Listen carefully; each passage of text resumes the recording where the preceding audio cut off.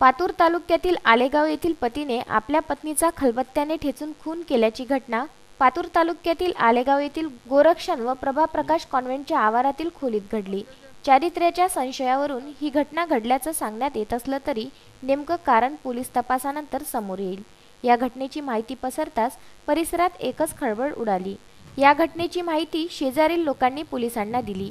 पोलिसांना ही माहिती मिळताच उपविभागीय पोलीस अधिकारी डॉक्टर रोहिणी साळुंके, ठाणेदार गणेश वनारे, पोलीस उपनिरीक्षक रामराव राठोड घटनास्थळी पोहोचले।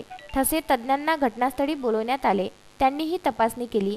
गोरक्षण संस्थान आलेगाव येथे आरोपी मनोहर मेटांगे याने त्याच्या पत्नीच्या चारित्र्यावर संशय घेऊन तिची दगडी खलबत्त्याने डोक्यात खलबत्ता मारून तिची हत्या केली आहे।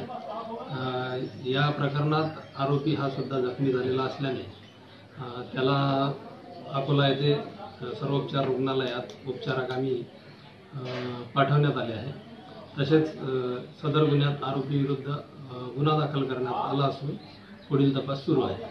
हत्येचे नेमके कारण जाणून घेण्यासाठी पोलीस पुढील तपास करीत आहे। वर्षा मोरे, विदर्भ न्यूज, अकोला।